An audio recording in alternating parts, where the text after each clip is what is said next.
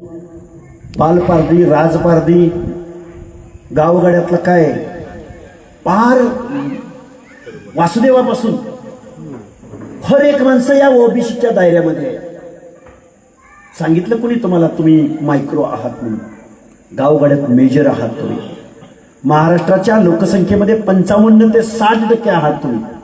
देशाच्या लोकसंख्येमध्ये 55 ते 60% लोकसंख्या तुमची आहे. पण देशाला स्वातंत्र्य मिळाल्यापासून तुमची संख्या कधी मोजली गेली नाही. आणि मग तुम्हाला आम्हाला भानच आलं नाही. बिडकर साहेब, तुम्ही आम्ही बीके कोकरेंच्या चळवळीतनं पुढं आल्यानंतर पुढच्या टप्प्यानंतर महाराष्ट्रभर ज्यावेळी आपलं चळवळ वाढली त्यावेळी तुम्ही आम्ही 78 विधानसभा मतदारसंघांचा अभ्यास केला. पण लक्ष्मण हाके महाराष्ट्रातल्या अनेक जिल्ह्यामध्ये तालुक्यामध्ये गेला. मग माझं मोठेपण सांगायला नाही उभा राहिलो. मी कार्यकर्ता आहे, तुमचा कार्यकर्ता आहे, नम्रपणे सांगतो. महाराष्ट्रातल्या लोकांना कळलंच नाही. हिंगणे महाराज माळी, धनगर, वंजारी, लिंगायत, तेली, वंजारी, बंजारा एवढ्या 4-5 ओबीसी मधल्या पॉकेटच्या पॉकेट करून राहणाऱ्या एका तालुक्यामध्ये फक्त धनगर घेताना एका तालुक्यामध्ये 1 लाखापासून 1.25 लाखापासून ते 70-80 हजारापर्यंत एका विधानसभा मतदारसंघ जर काढले, फक्त धनगराचे काढले तर 78 विधानसभा मतदारसंघ होतात.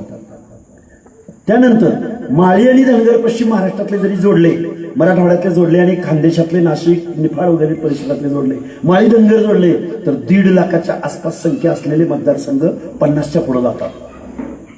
आणि मग पुन्हा धनगर, माळी, वंजारी आणि बंजारा जर जोडले तर त्याची संख्या 150च्या वर जाते. आणि तुम्हाला उगाच फेकत नाही बरं का, खूप विचारानं तुम्हाला या गोष्टी सांगतोय. अजिबात मला खोटं बोलायचं नाही. आता मग माळी, धनगर, वंजारी, बंजारा हे मेजर जोडले आणि पुन्हा विदर्भातला तेली जर पकडला किंवा मुंबईच्या उपनगरातला आगरी, कोळी, भंडारी जर पकडला तर ती संख्या जाती 200 आमदारांच्या आसपास.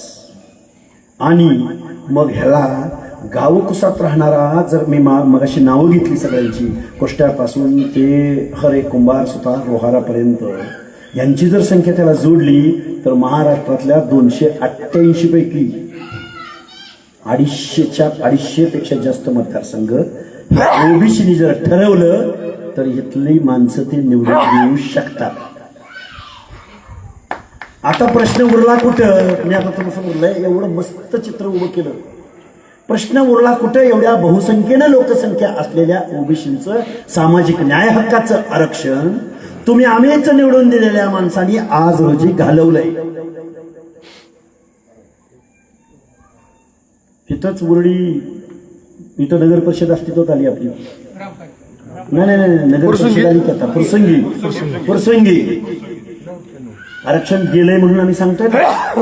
फुरसंगीमध्ये 9 जागा ओबीसीला राखीव होत्या. मुख्यमंत्री महोदय, तुम्ही म्हणताय आम्ही कुणाच्या ताटातलं देत नाही, ओबीसी आरक्षणाला धक्का लागत नाही. कसा लागतोय? त्या फुरसंगीमधल्या 9 जागा ओबीसीला राखीव होत्या. 9च्या 9 जागा मराठा कुलबीने घेतल्या.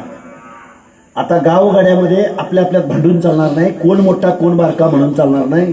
कुणी लढायचं म्हणून चालणार नाही. बिडकर साहेब, तुमची आमची चळवळ आहे, तुम्ही आम्ही लढणारी माणसं आहे. आता तुम्हाला आम्हाला नेतृत्व करावं लागेल. आता मागं थांबून चालणार नाही. आता जातीचं गणित घालून चालणार नाही. निवडणुकीला उभं राहायचं म्हणलं तर हर एक माणसाच्या दारात तुम्हाला मला जायचंय.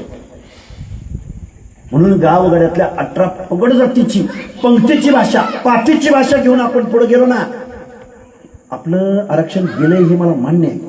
आता काही कुठल्या निवडणुका नाही. ही चळवळ उभी करायची, ह्या चळवळीचं एवढं गोंडस फळ तुम्हाला बघायला मिळणार आहे. आरक्षण तर आपण घेऊच, आरक्षण मूळ ओबीसीला मिळवूच, कारण तो सामाजिक न्याय हक्काचा अधिकार आहे. तो डॉक्टर बाबासाहेब आंबेडकरांना विरोध केला ओबीसीना आरक्षण देताना ह्या लोकांनी. तुम्ही आम्ही कोण? आता त्यांनी काय केलंय की त्यांना शिक्षण आणि नोकऱ्यामध्ये इंटरेस्ट नाही. तिथलं तर त्यांनी घेतलंच, पण त्यांना गावगाड्यात एखादा ओबीसी सभापती होतोय, पंचायती मेंबर होतोय, सरपंच होतोय, हे दुखणं आहे त्यांचं. कारण आता मी मुद्द्यावर येतो. मी पार्श्वभूमी तुमच्या मनामध्ये थोडी जिगर निर्माण करायचा प्रयत्न केला. आता मुद्द्यावर येतो. बिडकर साहेब, कोळपे साहेब, या फक्त महाराष्ट्रामध्ये मराठा समाज ओबीसी मागत नाही. जात मागतायत, गुज्जर मागतायत, पाटीदार मागतायत, कुणी रेल्वेचे रूळ उखडले, कुणी लाखोंच्या सभा घेतल्या.